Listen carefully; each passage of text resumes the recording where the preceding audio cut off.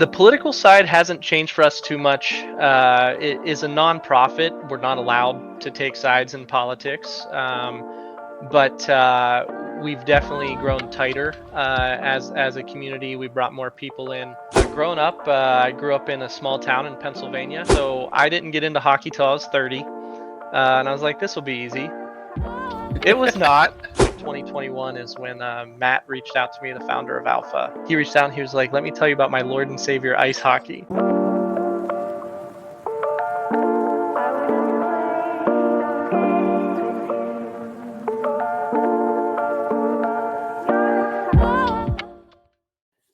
Welcome back to the Pride and Puck podcast. This is season 3, episode 26. You can find us on Facebook, Instagram, Threads, and YouTube. As we always say every single week, please jump over to YouTube and check us out and give us a subscribe and some likes and help out the algorithm to help us grow. We also, by the time this episode goes to air, I'll also have a website up and running, so you can check that out as well at www.andrewkmcdougall.com.au with a whole different sort of articles and links to YouTube and things like that. For episode 26, though, I'm excited about this one. We're heading back across to the US after I was in a hot seat last month. And we're heading back over to, hopefully I'll get this correct. It's probably sunny Arizona right about now. Johnny Valentine, welcome to the podcast. Yep, it's about, I think, 105 out today, so Fahrenheit. So pretty, getting warm out here again now. I don't know what that equates to in Celsius. Really hot. Yeah, I always don't go picture outside weather. Yeah, I always picture. It's funny. I always picture Arizona as somewhere that's just constantly hot. It's probably not, but that's just what I have in my head. It is warm. You're based in Phoenix. Yep. Is Phoenix a progressive city? Hit and miss. For the most part, it's leaned right historically, but it's a much different right wing than what I grew up with back in Pennsylvania and like down through the deep South. So a little more progressive socially. So you'll have your pockets, but for the most part, like we're safe here comparatively. Yeah. In terms of what's happening over in the US at the moment, in the entire political scene, how has Phoenix, I suppose Arizona, been as a whole? You have a lot more of the fringe politics popping up and gaining confidence, and kind of I always joke they're coming back out of the closet. So through the Obama years and all the social progressive movements, they kind of started keeping their opinions to themselves, but they're starting to be more vocal about it now, and you're starting to see it more. But again, here in Phoenix, they kind of I feel like they're not messing with us like day to day, but behind the scenes politically, there's things moving against us. Yeah, and you're obviously the reason you are on here for this episode is you're part of the Arizona Legacy Pride Hockey Association. How has the last 12 months changed in terms of that political side of things? Changed the way ALPA operates, I suppose. The political side hasn't changed for us too much. It is a nonprofit. We're not allowed to take sides in politics, but we've definitely grown tighter as a community. We brought more people in, but that has had much less of an impact on our operations than the Coyotes leaving the state. That was definitely a big change in how we operate. Yeah, absolutely. Yeah, we'll get into that a little bit later on. Tell us about yourself, though. A little bit about you growing up and hockey for you when you were a kid, I suppose. Yeah, so growing up, I grew up in a small town in Pennsylvania. If you ever seen the movies, the Slapshot movies, they have I think it's the Charlestown Chiefs on the movie, but we had the Johnstown Chiefs about 45 minutes from my house. So I grew up going to a couple of those games. They're the Tomahawks now. But big Pittsburgh Penguins fan growing up. We got into hockey because my mom worked at a bar, and they started playing hockey at that bar, and so we started watching it at the house, and we got hooked. That was back in the Lemieux and Straka, those days, back what would that have been? Late '90s, early 2000s, probably. And I always wanted to play, but it was definitely not something that was in our price point, or even like I think the closest rink was about 45 minutes. So not something we could get into too much. But I know like through high school, we'd go up to games on our own. Me and my friends, we'd drive my truck up, sit out on the lawn at Mellon Arena, and watch the game on the big screen. We'd bring a couch up with us, and we'd sell pizza by the slice to make our gas money back. So that was always a good time. Do you play your hockey like the guys from Slapshot? Was that an No, influence? no. There are certainly times I wish I could, but as a goaltender, I can't afford a suspension. So not at Alpha, but in my other beer leagues, there's sometimes that I can get a little heated. So One of the cool things that you mentioned to me before we came on, when you were younger, you're a big wrestling fan. Not not the WWE. yeah, so I was a fan of that growing up, Yeah, but yeah, I did. I wrestled folk style for probably 15 years. I'm guessing somewhere around there. I Yeah, thought it so was really.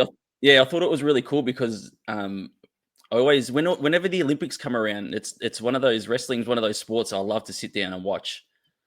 yeah, it's intense. I've found nothing else to compare it to. I think I sent over to you all the different sports I played growing up, but I'd say that's the one that made me who I am. That's the one that's a sport that a lot of people go try out for, but don't end up sticking with it because it's hard on the body. It's hard on the mentally, physically, everything.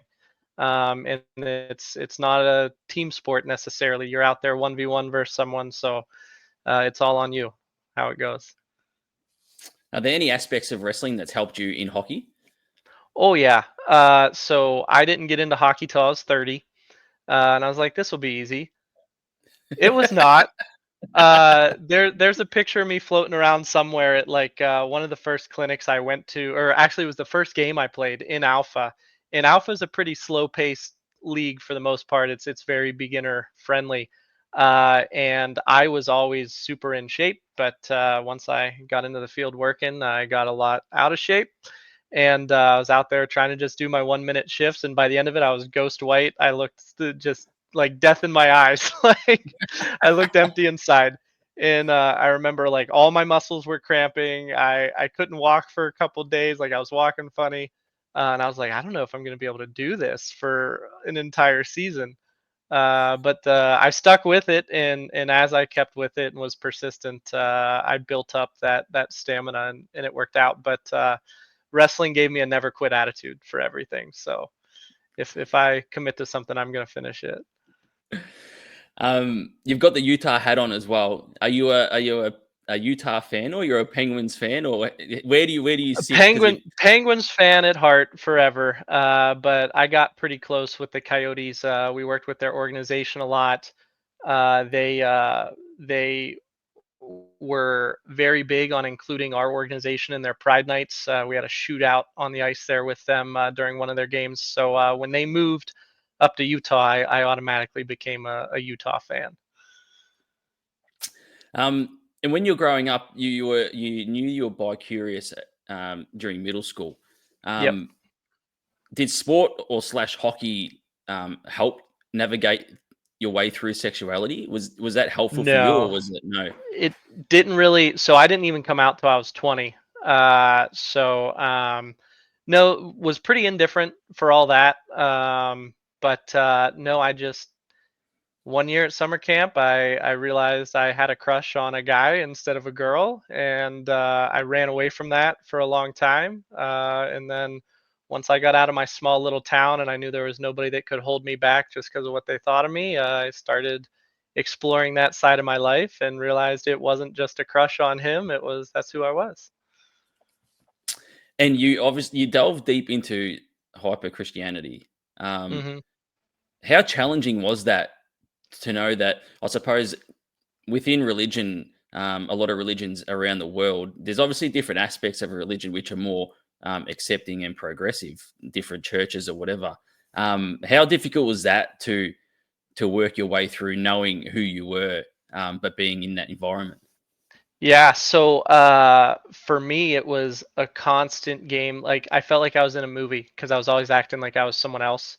And I kind of over indexed on fitting in with that Christian side with all the folks I was hanging out with. My family wasn't religious, but I became religious kind of on my own. And the organizations I was involved with, that was 90% of my friend group for a long time. And you're talking back like 2010 and before, churches were much different, 15 years ago. So there wasn't as much progressive movement in most of those churches, and particularly the organizations I was working with. So when I ended up coming out, it was a little split. I definitely got shunned and kind of pushed out of all those groups, but there were the handful of people who I would say were really true good people and were actually friends with me, that they took my side in that and they stayed friends with me. And I just kind of, there's a period of my life, probably like a 1 year period, 2 year period, that I just kind of blacked out. I just don't even think about it too much anymore. I don't remember who those people were, who was even in my friend group. So it was definitely a difficult thing when I stepped away from it. But I just kind of had a conversation with myself one day and said, if this isn't who I'm supposed to be, show me a sign that it's not who I'm supposed to be.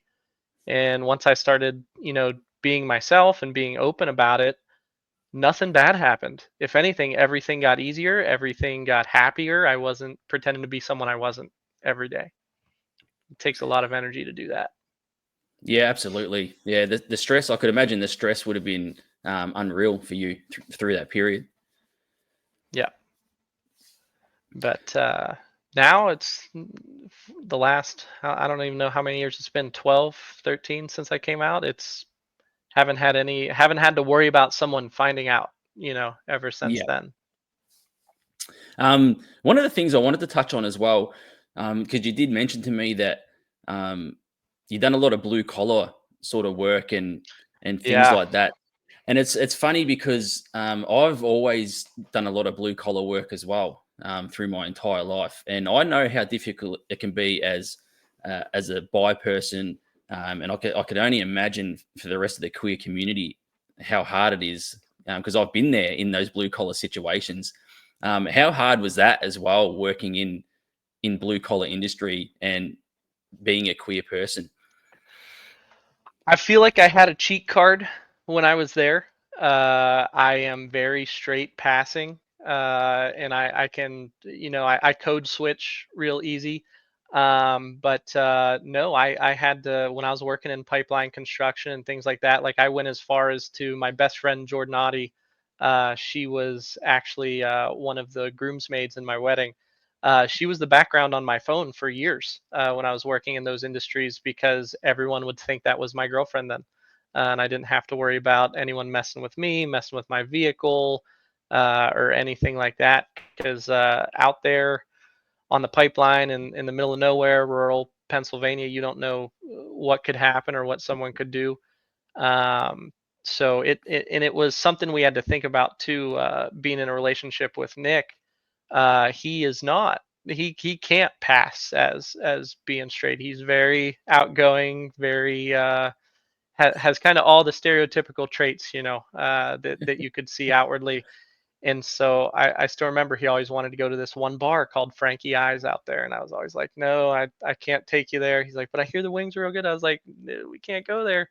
And he used to do his nails up and stuff. And one time I finally got so frustrated, I was like, all right, we can go. And the entire time we were in there, the waitress came over and she saw his fingernails, went back to the bar, and everyone's talking to each other. And then you just see everyone staring at us, and he's like, "I want to leave." I was like, "No, you wanted to try these wings. We're gonna try these wings." And needless to say, we never went back to that place. But that's one of the reasons we left that area. We finally got out here to Arizona. So And you met your husband online. yeah, Um, via Tumblr. He was one of my Tumblr followers when I had a blog, because it was early on when I was in college. I was not out yet, and I had a whole blog about that. And he followed that, and I'd once in a while post my Xbox gamer tag, and he played Xbox with me one day, and we became friends through that. And then next thing you know, 4 or 5 years later, we have the same spring break or something, and we end up hanging out, and then we're dating, and now we're married. An online love story. Yep, yep. Um, is your husband a sports person, or were they a Not sports at person? all. Not at all. He likes to watch the guys playing baseball just because of the pants they wear, but no, he did do swim and dive. He's did tennis.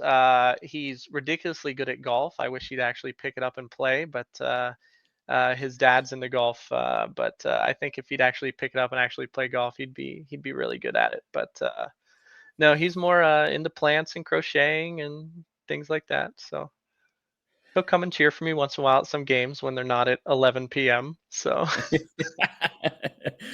Yeah, golf. Like I enjoy watching golf, and if I can play golf, I'll go out and have a hit. But it's a frustrating sport, I tell you. yeah. I don't know how some people do it.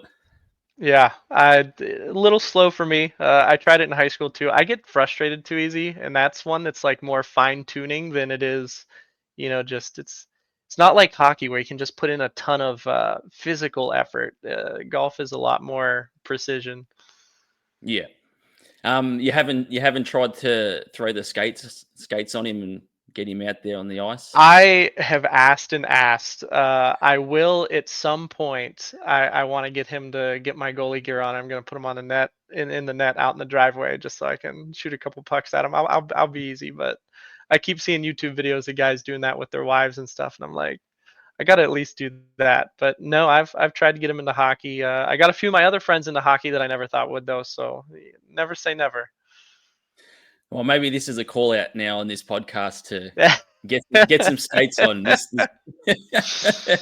I've got him to go to like open skates, public skates with me, but I haven't gotten him in hockey gear yet. So I've got a whole extra set of skater gear though, because I skated out as a center before I started playing goalie. So if he ever wants to, he can fit in most of it.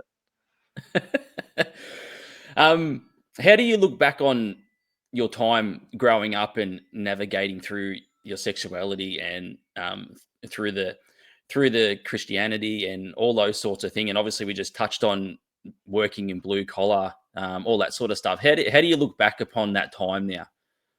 I wouldn't trade any of it. I'll tell you that. A lot of it sucked, but everyone always says, "Well, what if I would have been born rich, or what if this, or what if that?" I'm like, if I would have been born rich, I'd probably be a jerk, Like I feel like how I grew up has made me very well rounded compared to, if my life would have been easy, I don't think I'd be as pleasant of a person.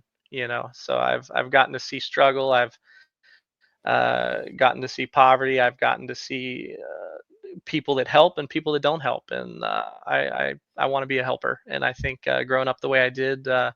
Helped me with that, and working with ALPHA and being in that community, we get a lot of younger folks who are in the LGBTQ community that come through there, and sometimes in my head I'm saying, bless their heart, like they're talking about some of the struggles they have, and it's just great that I can go off of some of my life experiences to help them navigate those. But if there's one thing I'm glad of, it's that it's easier for them to come out younger than it was, 10 years ago, 15 years ago, 20 years ago, even. Like it's getting progressively easier as time goes on. I think society's just improving at recognizing that we're all just people. Yeah, I was going to say that your life experience growing up and what you had to go through, I suppose, within Alpha, um, makes you probably can relate to a lot of different people now and their circumstances. Yeah, absolutely, absolutely. Um, and my parents weren't. They were supportive of me when I came out, so that wasn't an issue. But there were a lot of people in my hometown that weren't, and that's why I waited so long to come out. And so when they come and they're talking about maybe a parent that doesn't support them or something else, it wasn't that my parents were negative about it, but it did take one of them a little bit more time to come around to it. but helping them navigate that and things they can say and things they can do and what's a healthy amount of interaction with someone who's maybe not handling you coming out well. That's all, stuff that I can. Maybe my situation was a little different, but it's all relative and can help them navigate that. One of the funny things that made me laugh too. There is sort of a connection to Australia with you and your hobbies. Yes, yes. We've all been talking about it all week on Discord.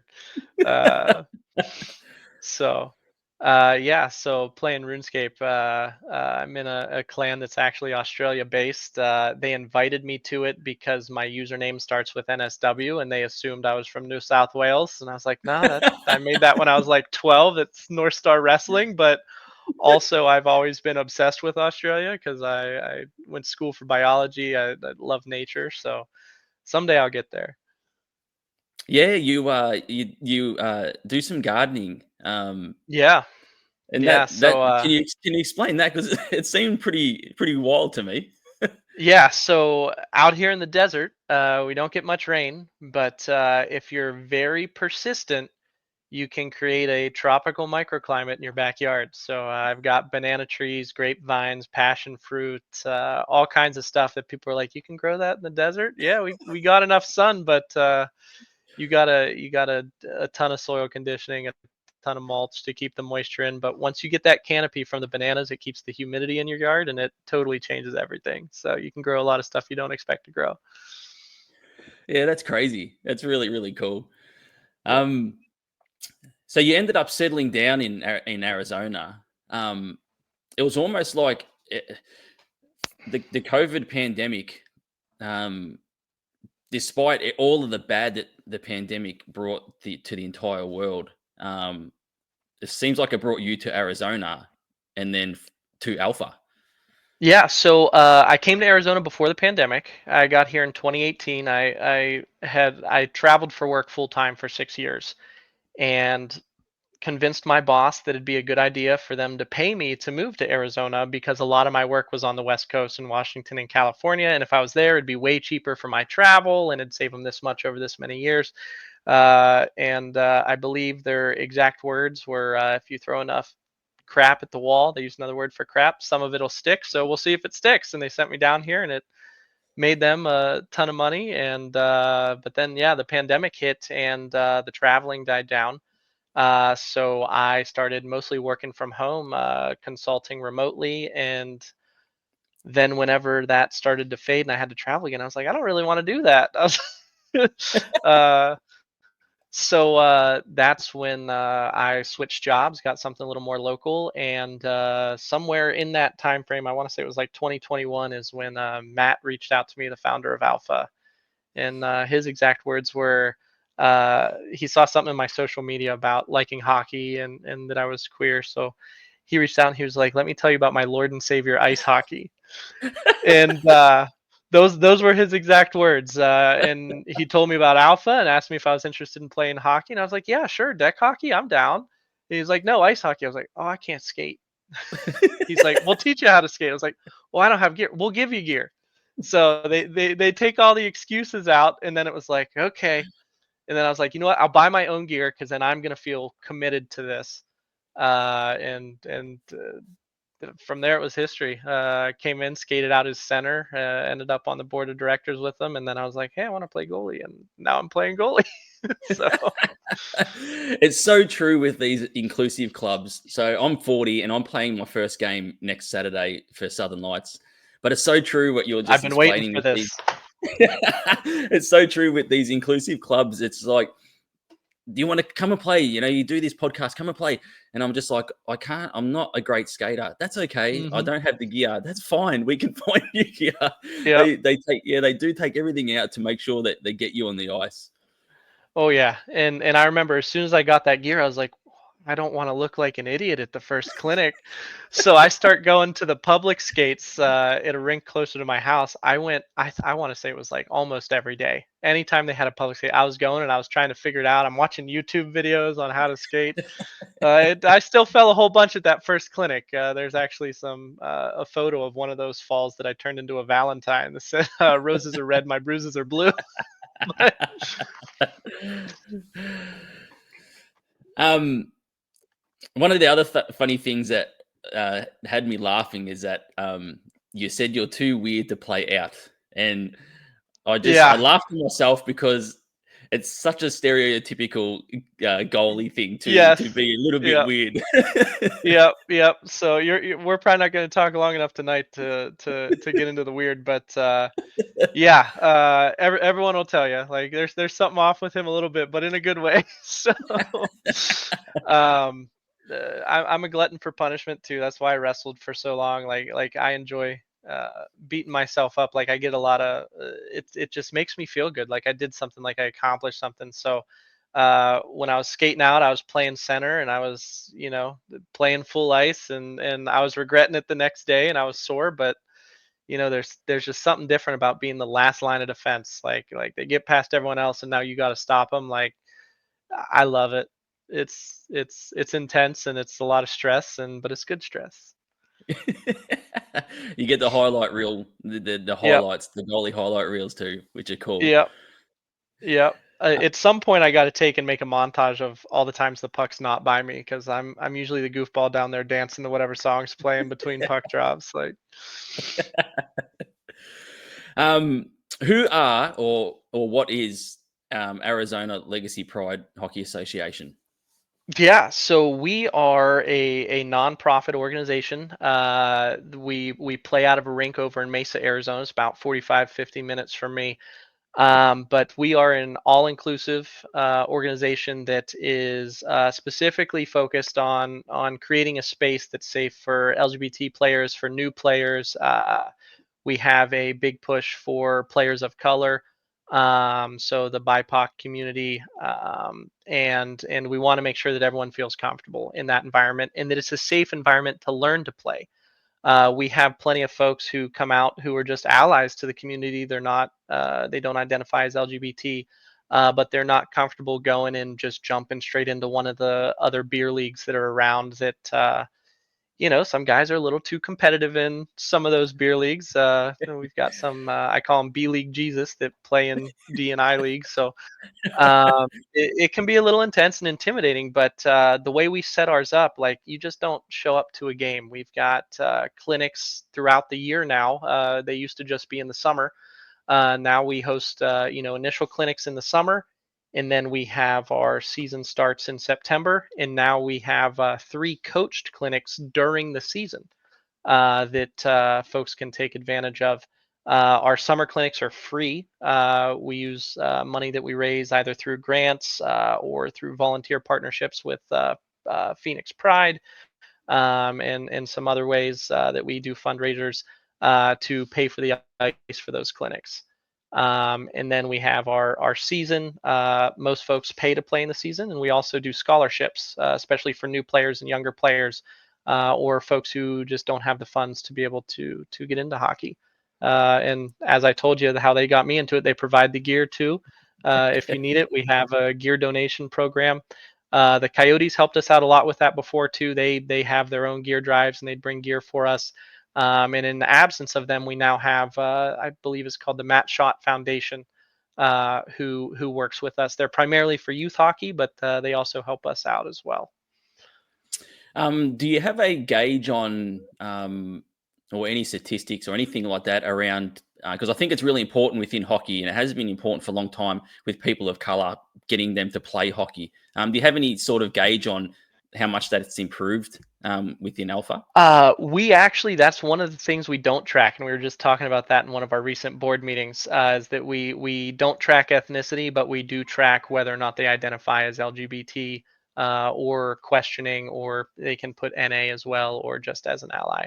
But no, we haven't tracked that. But we do have several players from ethnicities that are not your stereotypical white male that's playing hockey pretty much everywhere else. So we definitely have more diversity than most of the other leagues around. Yep, yeah, that's really cool. And how many people have been given a scholarship or taken up a scholarship? Because that's So I feel like I that's really don't know cool. in total, but I actually pulled up our numbers from last year in case that came up. I believe we had 10 scholarships last year. Yeah, we had 10 scholarships last year. Half of those scholarships were funded by grants from Phoenix Pride, and the other half were scholarship through our other fundraising. Yeah, that's amazing. That's really, really cool. It's a great initiative. Um, Alpha in the local community. How accepted is Alpha within suppose the Phoenix, Arizona community? So the rink that we play at, Coyotes Community Ice Center, they want us there. That's what's really unique. So I know when Matt made this, founded this league, had this idea. I believe he came from. I hope I don't get this wrong. I want to say it was the Madison League. He had played up there with them. I think that's the real big one up in Wisconsin. So he got kind of the initial concept there. Came down to Arizona. Was like, we need this here. So he started Alpha, and he actually had trouble getting into some of the other rinks. The response he got from one rink was, "We have enough diversity. We don't need you to have a special league here, right? Like you can just play in our other leagues." So initially, basically saying, "Come pay us to have one team here, and that's it." Like that's not what we were there to do. And then he was able to get in with Coyotes Community Ice Center. I'm not sure exactly how he ended up with them. I think the Coyotes helped out with that. But the owner of that facility is great. They want us back. They want us there. They want our business. We feel welcome there. We feel safe there. We There's games that play before us. I think there's a college league that plays there, like a community college, as well as a lot of youth leagues, and we haven't, that I know of, had any real issues with other patrons at the rink. As far as out in the community, most of the work we do, like when we go out in groups, it's mostly like to Pride or to Rainbows Festival. So obviously, really welcome and included there. And then at other rinks is where, I haven't experienced any issues. I've got rainbow tape on my stick, and then I run one team, and I play on a third team as well. And the team that I run, I have had about 10 alpha players filter through it. I think I have about 5 or 6 active roster there. We've all got rainbow tape, some trans pride tape, and haven't experienced any issues on any of the teams I've been with, which has been great. Is Alpha does Alpha heavily collaborate with people outside the organization? I suppose locally or interstate or anything like that. So I suppose Phoenix Pride, things like that. You can play or Pride tape, etc. So we do get Pride tape. I'd love to partner with them if they're ever listening to this. But we hand out Pride tape, but we get that ourselves and then hand it out. We partner with Phoenix Pride quite a bit, especially more so now that the Coyotes are gone. So we have that big gap there. And they've been great with us. We got a grant from them last year that funded some of our scholarships and some of those coached clinics with a professional coach. And then also we go to Rainbows Fest, which is run by Phoenix Pride. And now we just got into the Phoenix Pride volunteer. I'm going to mess this up. It's real long, but it's like a volunteer grant program where our alpha players will go and volunteer at Pride events. And essentially, the hours that they volunteer, we get credited in grant funds from Phoenix Pride, that come back to our nonprofit, that help us keep operations running. And then, like I mentioned, the Matt Shot Foundation has been working with us as well. And then we've had some other rinks help us out. So we had our annual tournament. This is our second one.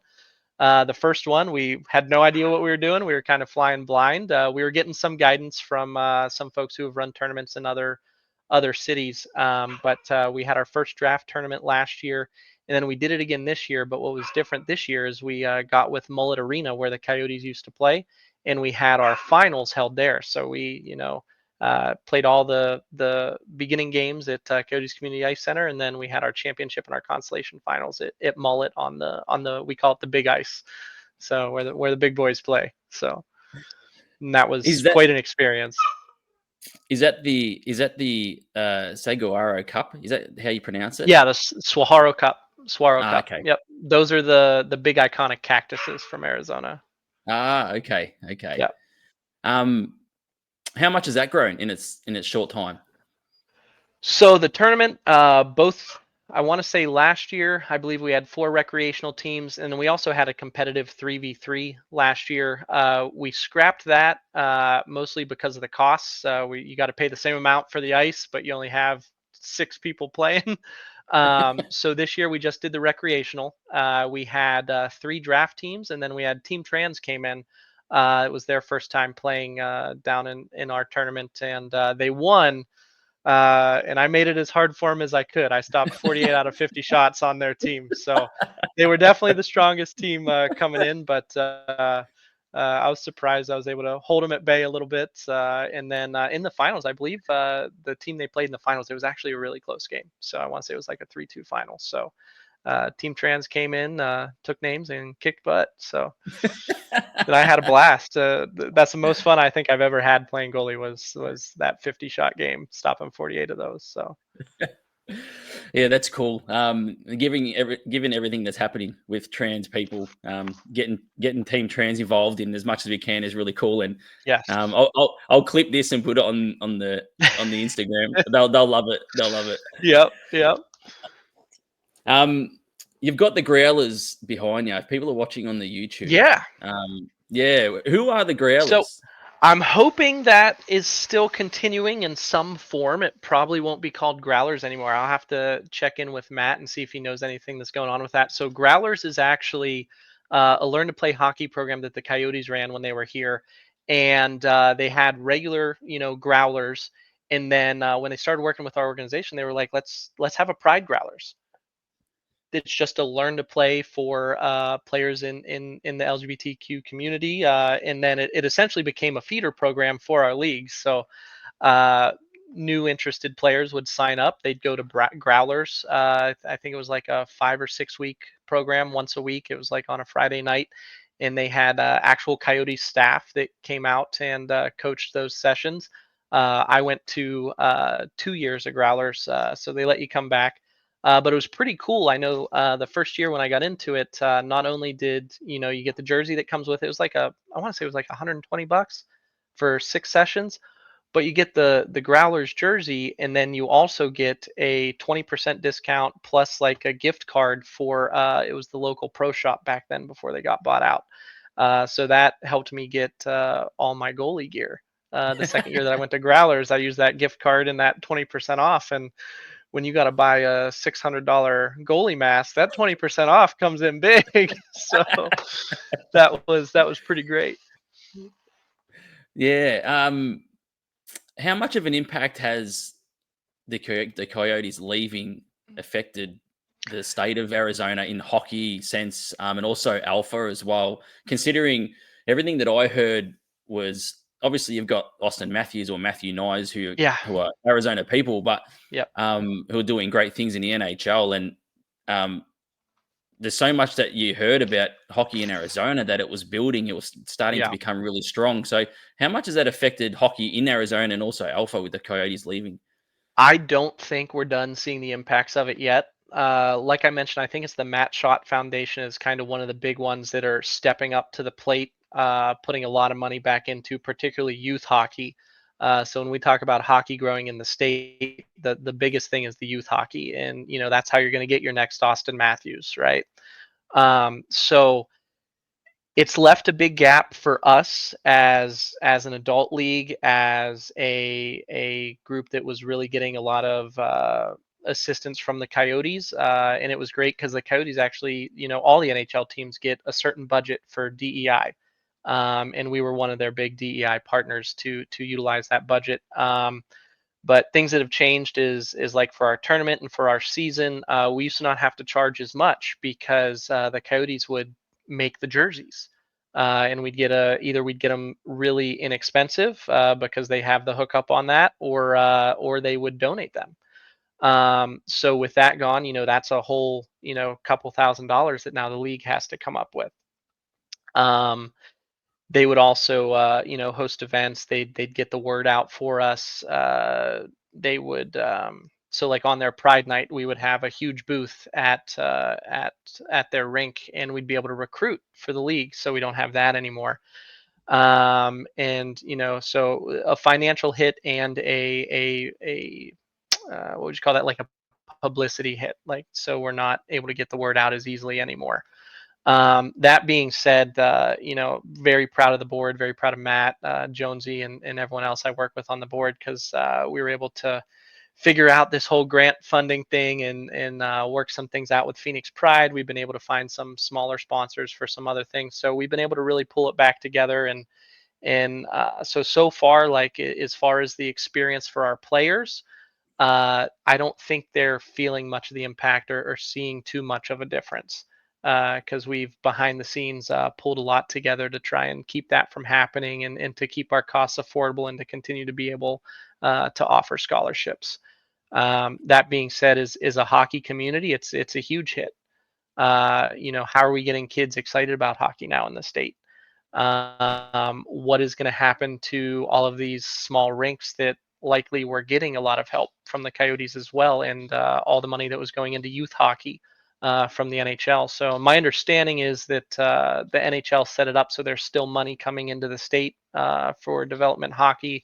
I don't know all the details of it. Like I said, I think the Matt Schott Foundation is a big part of that, but I really don't want to see hockey die out in the desert. I'm really hoping we get a team back in here. I think it was more of an owner problem than a Arizona problem. I Yeah, think if we yeah, find the right location and the right owner, I think it'll be a hit. yeah. I agree, and I really hope it returns as well. I was when the NHL came to Melbourne for the Global Series, I got media accreditation to cover the series here, so I got to know a few of the Arizona Coyotes people, the media side of things, and one of my good friends, Sarah Doramaja, has done goalie coaching with the Coyotes as well in the past. So they were always a really good organization, the people within it. So hopefully the Coyotes can come back at some stage. Speaking of the board, what made you want to put your hand up and join the board of ALPA? Oh, I didn't put my hand up. I got drug into it. It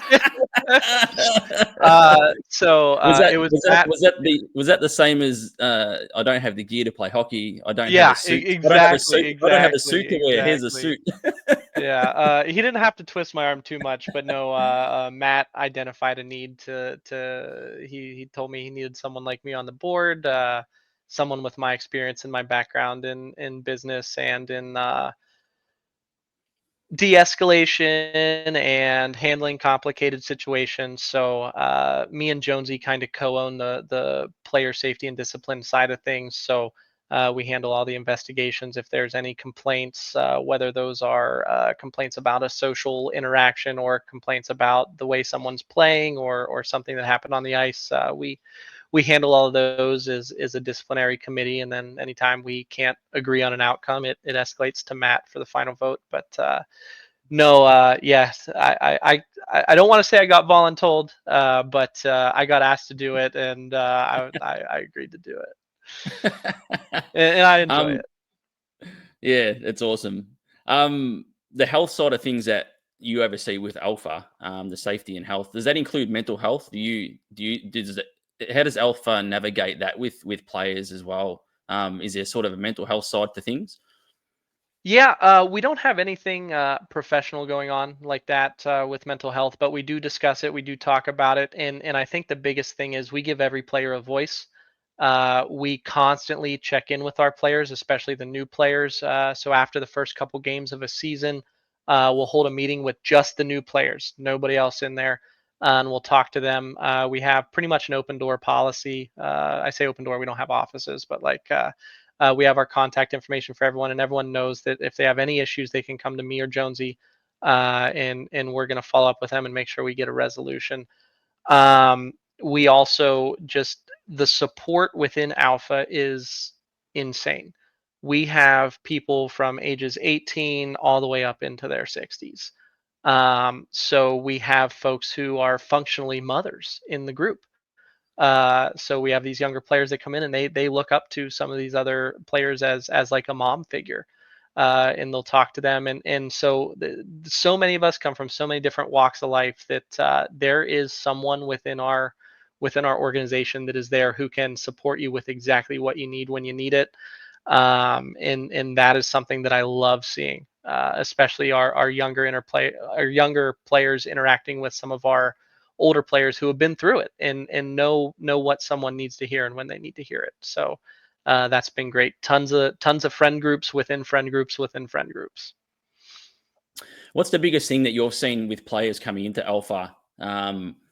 Could be young, old. I suppose the changes or anything like that that you see once they join ALPHA, start playing hockey. People who were maybe struggling with mental health, especially. So, I mean, me included in this when I got into hockey. I joke around and I say hockey saved me. Hockey did save me. I was miserable. I was doing nothing but working and playing video games and trying to find enjoyment out of the little bit of time I had to go out in the garden or something. But hockey gave me the friend group I didn't have here in Arizona. You know, I was a transplant. I came from Pennsylvania. I was traveling for work. I had no social life until I started playing hockey. And now all of a sudden, I have my ALPHA friend group. I have my Peoria Zambronis friend group. I have my Peoria Hot Mess friend group. And those are all merging together now as we all start to play with each other on all these different teams. But it creates a community for folks who didn't have anyone. A lot of these younger folks come in or maybe here for college, or they're just finally getting out of their parents' house, and they can't afford to live where their parents live, so they got an apartment on the other side of town, and so they're not near any of their friends anymore. So what it did is it created an entire community for them that is accessible to anyone. Because, like I said, I can't afford the gear. I don't have the gear. We'll get it for you. Can't afford the season. We got scholarships. So there's a way in for pretty much everybody. All you need is Yeah. your Saturday nights free. No, it's wonderful. It's really good to hear that it's the one thing that I've mentioned on this podcast a few times, that it's more than just a hockey. It's building Hmm. community with these inclusive clubs, and it's just amazing. Yep. And it's building confidence too. Because my favorite thing to see, like I love seeing people come in and play at ALPHA and learn to play. But what I really like seeing is when they get confident enough to go play on another team that's not within ALPHA, that's not in that safe learning environment, because it's showing that we're doing what we're set out to do, which is develop these players, give them a community that supports them, and get them the confidence they need to go out and do anything in life they want to do. Whether that's something at their job, whether that's having difficult conversations with their family. I've seen folks that were not out until they came to ALPHA, and they didn't know anyone who was out until they came to ALPHA, and now they have the confidence to come out at home, because they know that if it doesn't go well, they've still got our support, and we're going to take care of them. Yeah, that's amazing. That's really cool. Before I let you go, though, the one thing I wanted to ask you about, because I reckon it's awesome. The spicy hockey calendar. Have you been involved? Have you been part of this I spicy hockey calendar? have been. That is one of our most popular fundraiser items. I've got it hanging up right in front of me. Um, it is some of it's all almost safe for work. All the bits are covered. It's very similar to the firefighter calendars that you'll see. My favorite is Puptober. If you're familiar with the pup community, they get their whole month in October. So we have all the pups on one calendar page. I could imagine it'd be a fun experience though to do it. Oh yeah, it's a blast. So we have Nate, who's one of our players for a couple years. I think he might be moving, so we might need to find a new photographer. but he always takes the pictures for it. And then we have other folks within the league who put the calendar together. I think Cade put the calendar together the last 2 years. So kind of working with the resources we have within ourselves. And Matt accidentally ordered. He was like, "Why are these calendars more expensive this year?" He ordered like they're huge, so it takes up a big part of my wall. You can see it from the kitchen now. So anytime someone comes over, that's a conversation piece. And my biggest surprise was when I went back home to Pennsylvania. My mom's got that spicy calendar right in the kitchen for everyone to see. So that's my boy. So um, where can people get this spicy calendar if they want to? this is a great idea, and I mentioned it last year. So we only sell them at Pride Night in December at our rink in Mesa. But I've been floating the idea that we should do online sales of these calendars. So Absolutely. we might have to get that in the works. I don't know if we have any more from this year. I'll have to look around. I might have one laying around, but if you get me a shipping address, I might be able to get one over to you. Yeah, awesome. If not, I'll Um, get you next year's. yeah, too easy. Sounds good. Um, what's next? What's on the horizon for Alpha in terms of tournaments or initiatives, things like that coming up? Yeah, so we just started for the first time ever. We're doing a summer hockey league, and the jerseys are banging. Like I am so jealous I can't do it because it's on Sunday nights, and my D League team plays on Sunday nights. But the jerseys are absolutely sick. But so what they did is they essentially made two teams. That we got enough people for two teams. I want to say there's like 20 people for each team though. But the way they're running it to keep it affordable, because it's not our actual season, is no refs, no scorekeeper, running time clock, and then 1 minute shifts. So every 1 minute, everyone on the ice switches. So it's kind of run a little more like a scrim.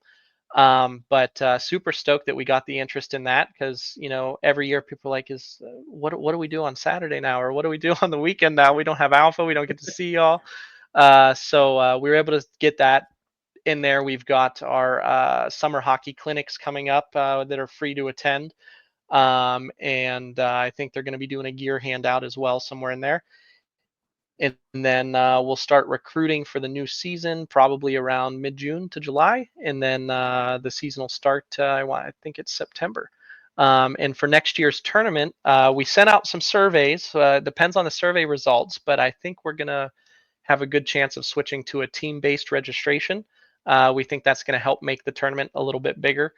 So looking forward to that. And we told all our alpha players, don't worry, we will put alpha teams together for that tournament. So, but that way maybe we see some more participation, maybe get some folks down from Seattle, Madison, that type of thing, and then still have a free agent sign up as well. So keep an eye out for that. Our tournament will be mid-April next year, and azpridehockey.org has our calendar with all our events that are coming up and all our registrations.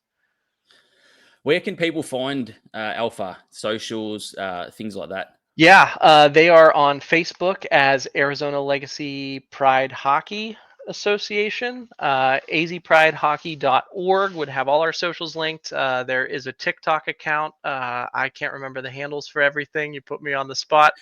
And then let me find the Instagram, because I know that's kind of the popular one. I'll get you to Other than shoot the me. Get Facebook. you to shoot me through some links Yeah, I'll after send you after we're those. done. I can chuck them into the show notes so people can get in contact if they want to. Yep. Um, Yeah, I can't find it on here right now. I'd have to look it up. But yeah, I'll get those links over to you. You can put them in the description.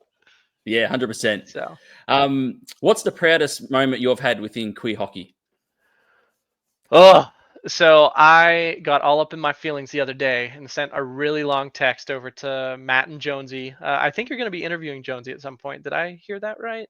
Is that coming up? Melissa Jones? Uh, not Maybe. sure. Maybe. I don't know.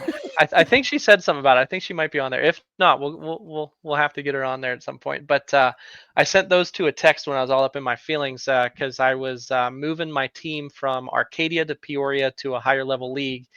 And as I was going through making the roster, we're losing a few people because we're switching ranks and it's too far for them. and I got some more alpha people added to the team. And I sat there and I went through my old rosters on Bench App, and I saw how many alpha players have come over and at some point played on my other beer league teams for at least a couple seasons. And it was something like 12 or around 12.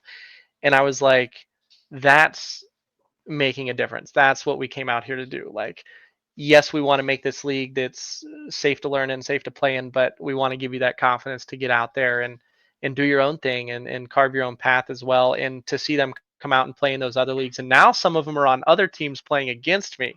And that's even more exciting.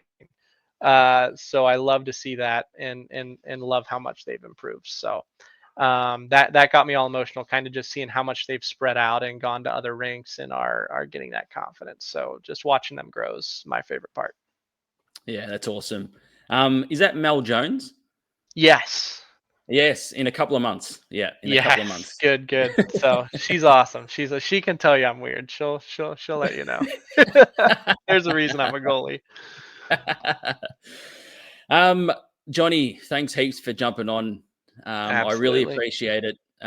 As I say, to all the guests, just to give up your time for you were gone just under an hour, having a chat, having a laugh, a bit about your journey, a bit about Alpha and the good things that's happening in Arizona with hockey and inclusive hockey over there. So, yeah, from me, mate, thanks for jumping on, and I really appreciate it. Yeah, maybe we'll catch you at a tournament one year. That's the goal. Yeah, hopefully, You're getting out there this year, so yeah. By the time I hit Arizona, I'll be able to stand up and not fall over, possibly. that's what we like to hear. Hey, you don't even have to stand up to play in our league, so it'll be all right. We are the Pride and Puck podcast. This is episode 26. Another awesome guest, Johnny Valentine. You can find us on Instagram, Facebook, and Threads at Pride Puck Podcast. And of course, as we said at the start, on YouTube as well. Please subscribe to the YouTube and hit up our website, www.andrewkmcdougall.com.au. Until next month, episode 27, I am Andrew McDougall. That is Johnny Valentine, and we'll talk to you then. Ciao. See you later.